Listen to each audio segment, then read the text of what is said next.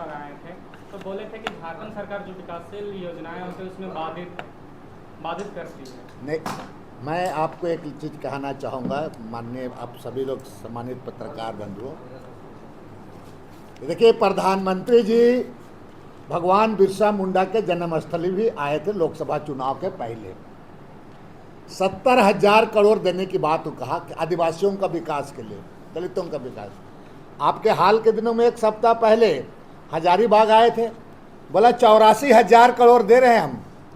आप तो महाराज झारखंड को घोषणा करने का स्टेज बना दिए हो। आप 70,000 करोड़ जो खूंटी में दिए, ये किन किन योजनाओं में दिए हैं? कौन कौन सा आदिवासी का आपने क्या किए हैं?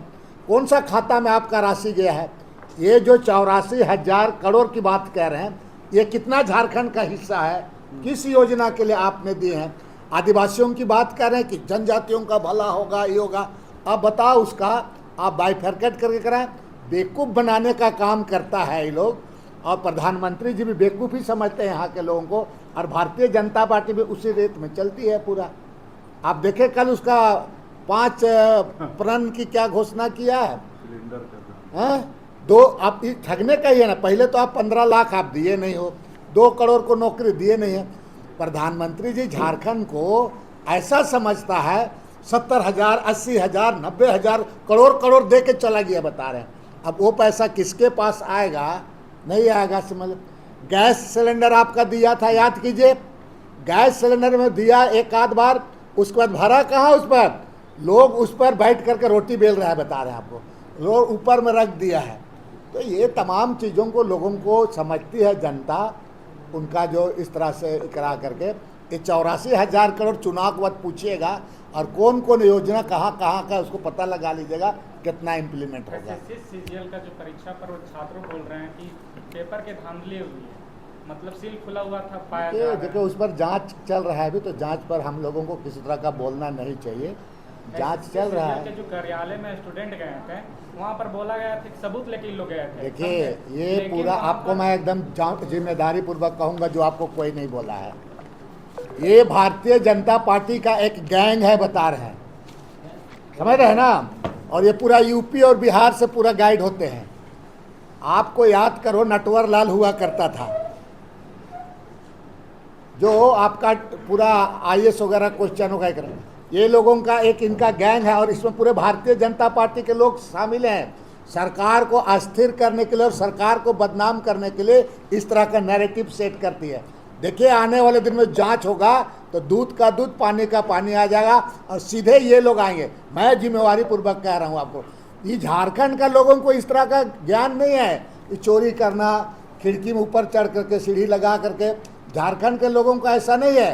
ये पूरा आपके बाहर से लोग आ करके, उसका रैकेट लोग, उसका गैंग है ना, भारतीय जनता पार्टी का, ये लोग पूरा मैनेजरशिप करते हैं, और यही लोग इस तरह का काम करते हैं, और जानबूझ करके सरकार को ये लोग कटघरे में खड़ा करना चाहता है।